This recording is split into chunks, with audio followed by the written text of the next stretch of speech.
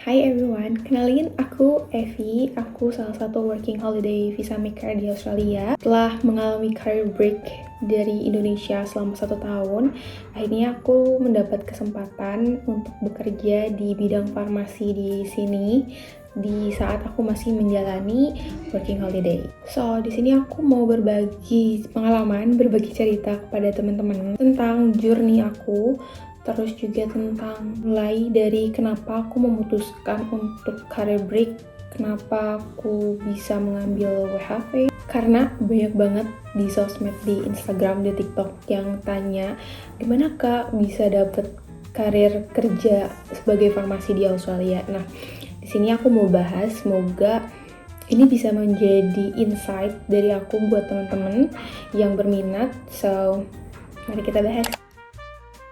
Jadi perjalanannya itu dimulai saat aku masih kerja sebagai asisten apoteker di salah satu rumah sakit swasta di Indonesia. Dan saat itu aku masih fresh graduate, terus apply lamaran, dan kebetulan saat itu banyak rumah sakit yang hiring karena lagi zaman pandemi COVID-19. Akhirnya aku kerja selama 1 tahun sebagai anak magang.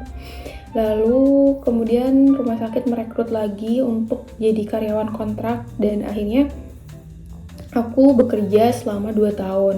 Tapi ternyata karir aku itu tidak sesuai apa yang aku prediksi dan bayangkan sama sekali. Saat itu kondisi pandemi sudah mulai membaik dan rumah sakit memberikan keputusan bahwa mereka sedang melakukan efisiensi karyawan, sehingga salah satu karyawan yang mengalami pemutusan kontrak itu adalah aku. Setelah itu aku masih melamar-lamar untuk masih bekerja di rumah sakit di Indonesia. Hanya saja saat itu ada merasa hal yang sedikit mengganjal di diri aku, bukan karena gak suka farmasi, tapi karena aku mulai berpikir tentang kondisi finansialku. Dan dari situlah aku mulai bertanya ke diri aku sendiri, apa ada jalan lain yang bisa aku ambil untuk mendapatkan kondisi hidup yang lebih baik. Nah, kenapa aku memilih WHV di sini?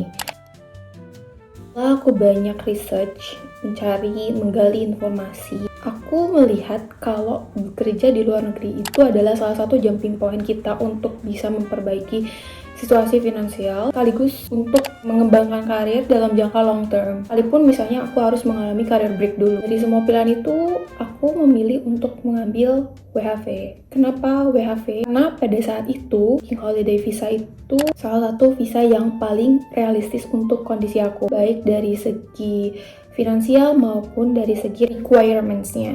Kak, kenapa nggak langsung datang dan kerja sebagai farmasi aja dengan visa skill misalnya? Di saat itu, kalau aku langsung datang kerja sebagai farmasi, apply visa lewat skill migration, setelah aku lihat prosesnya itu masih cukup panjang dan belum tentu kita bisa diterima karena mereka cukup ketat. Kita harus melalui beberapa assessment, terus juga ada persyaratan profesi, dan jalur ini tuh membutuhkan biaya yang gak sedikit. Nah, sementara kalau misalnya aku ambil jalur WHV ini, aku bisa datang ke Australia dulu, terus aku bisa kerja, meningkatkan kemampuan bahasa Inggris aku bisa memahami budaya kerja di sini, sekaligus aku bisa juga membangun networking bersama orang-orang di sini. Walaupun aku mengalami career break, tapi ini tuh bisa menjadi salah satu jumping point aku bisa start lagi building career in different country.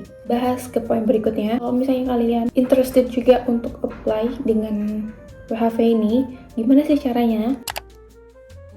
Sebenarnya udah banyak banget content creator yang bikin konten tentang step cara dapetin working holiday visa. Di video ini aku mau ngasih tahu ke kalian gambaran besarnya. Tapi kalau misalnya nanti kalian pengen butuh referensi bahas proses keseluruhan tahap dari awal persiapan untuk dapetin visa WHV, kan bisa komen di bawah aja. Secara umum ada beberapa persyaratan yang mesti kalian penuhi, seperti berusia minimal 18-30 tahun. Terus kalian harus punya minimal pendidikan D3 atau enggak S1. Dan kalau misalnya kalian masih di bangku perkuliahan, minimal itu 4 semester atau 2 tahun jenjang sarjana. Kalau kalian memiliki paspor, memiliki dokumen pendidikan, dan kalian harus melakukan tes bahasa Inggris dengan IELTS ataupun PTE. Untuk IELTS itu sendiri skornya itu minimum 4,5.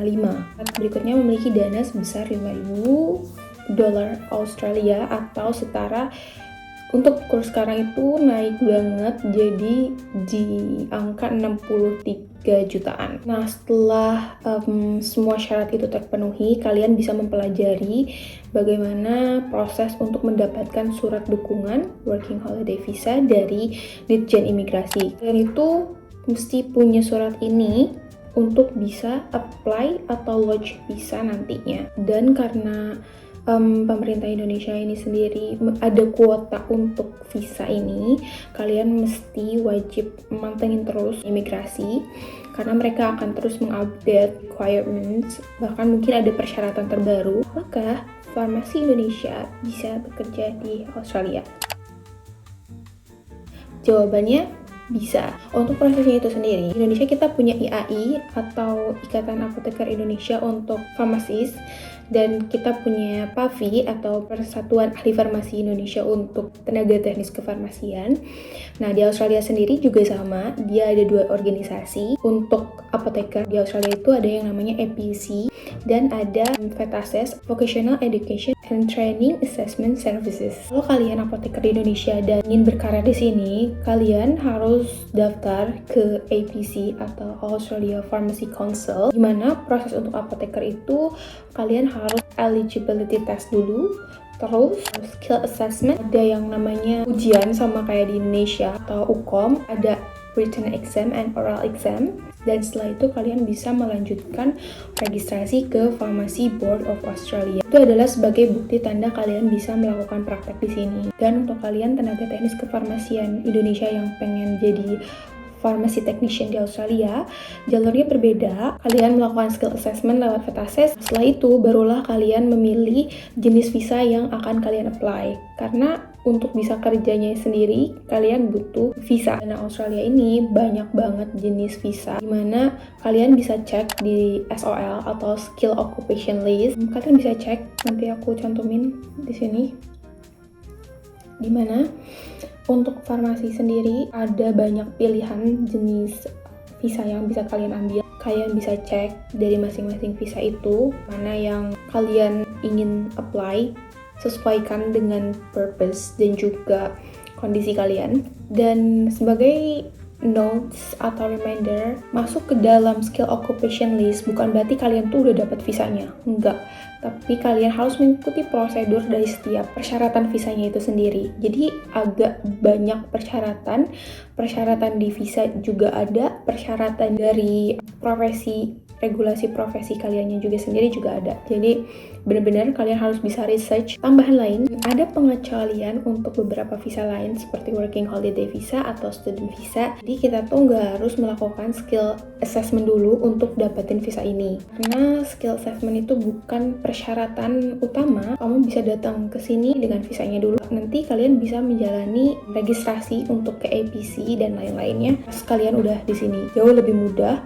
Dan ketika kalian udah di sini dan kalian udah dapat gaji di sini, itu akan sedikit bisa terbantu lah, walaupun misalnya masih mahal ya kalau dihitung-hitung. That's why, itulah kenapa aku memilih WHV ini, karena ini salah satu jenis visa yang lebih affordable untuk aku apply pada saat itu dibanding yang lainnya. Nantinya ketika kalian menjalani WHV kerja di sini, walaupun even kalian harus break dulu dari karir kalian, tapi ketika udah di sini tuh lebih mudah gitu untuk kalian lamar.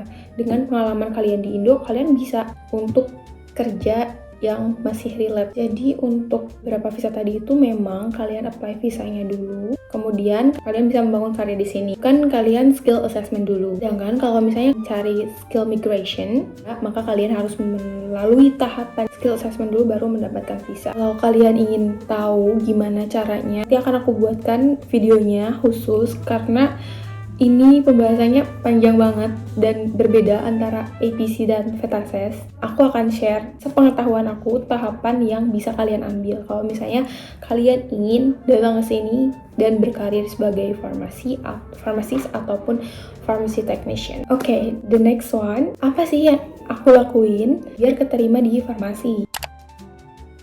hal yang aku lakuin itu bukan lamar kerjaan. Aku coba untuk riset. Balik lagi, again and again, apapun kalian harus riset dulu.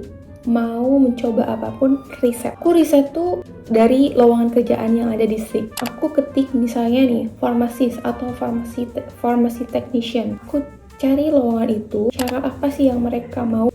Aku list, bikin planning, apa saja sih yang dicari employer di sini, skill apa yang mereka butuhkan, dan sertifikat apa yang mereka minta. Nah, dari situ aku mulai untuk mengupgrade diri dengan nambah skill. Pengalaman kita kerja di Indo juga nggak cukup karena standar kefarmasian di sini dan juga regulasi di sini berbeda jauh dengan di Indo. CPR, first aid, basic life support, aku daftar itu.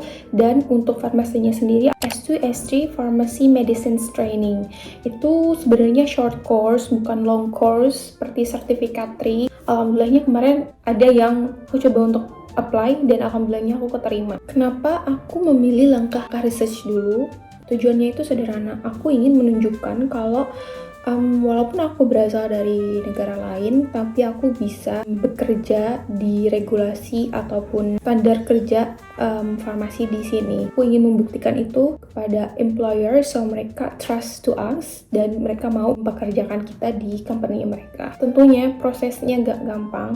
Prosesnya juga aku banyak banget mengalami penolakan ketika aku apply by email, by SIG. Kita harus tetap coba, kita harus tetap evaluate, mungkin ada yang salah dari CV-nya. Percayalah, ketika momentum itu datang, kalian akan merasakan, oh, it's paid off. Dan ini kayaknya akhir video dari konten ini, tips untuk nakes Indonesia. Ada beberapa hal yang ingin aku sampaikan ke kalian. Pertama, jangan buru-buru, cari tahu jalur yang sesuai dengan kondisi kalian. Karena setiap orang memiliki kondisi yang berbeda-beda dari segi finansial, skill, dan juga level pendidikannya. Yang kedua, jangan berhenti untuk belajar di bahasa. Ketiga, jangan takut untuk mulai dari bawah atau balik lagi ke nol. Ada sacrifice yang harus kalian alami. Kalau kamu juga punya background as a pharmacist di Indonesia, semoga ini menjadi salah satu gambaran buat teman-teman. Kalau jalannya itu memang gak mudah. Aku pun sama, aku juga harus masih melalui tahapan yang aku sebutin tadi. Tapi percayalah, ini tuh tetap mungkin untuk ditempuh. Asalkan apa? Asalkan kita coba dulu. Teman-teman, cukup sekian pembahasan kali ini. Misalnya kalian ada pertanyaan atau ada yang ingin aku bahas, cukup komen di kolom komentar. Semoga aku bisa jawab sesuai dengan pengalaman aku. Dan kalian bisa follow ataupun subscribe aja. Mungkin kalau untuk pembahasan lebih detail, kalian bisa subscribe di akun YouTube aku ini. Semoga kalian juga bisa merasakan hal ini. Nah, aku gak mau sendirian. Aku pengen teman-teman yang lain juga merasakan hal yang sama. Oh ya, sampai jumpa di video selanjutnya. Bye-bye.